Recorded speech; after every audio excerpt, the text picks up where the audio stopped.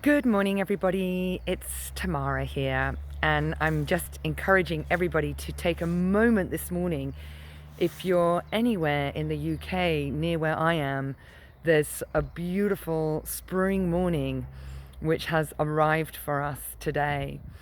And in the middle of the madness, pausing and just feeling the wind on the skin, the sun on your face is already a mindful moment that can be very restorative in our current climate.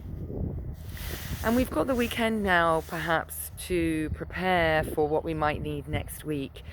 Of course, many people needing to work still on the weekend, but if the weekend is your rest time, this is really an option to begin to orient your attention and your intention towards how you want next week to play out.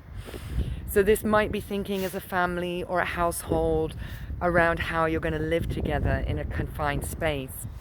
And we did this where I am the other night, like a community meeting, where we tried to work out, what do I need to get my work done? We call this our blue dragon. What do I need for my blue dragon to do its work well? What it needs to do in a different set of circumstances? How are we going to manage the reds together when we irritate each other or when we get stroppy, when we need a bit of space? How are we going to language that? How are we going to communicate around that? What do we know might be our hot points, our touch points that might make us a bit agitated when we're dealing with one another? And then finally, really being clear with one another what our green dragons need. What do we need in a moment when we're not feeling good? But what do we just need day by day to help us work well and live well together?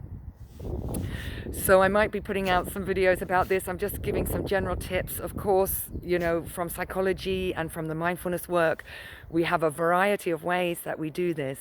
Mindful communication, listening, figuring out the family values, how you're going to be in a crisis.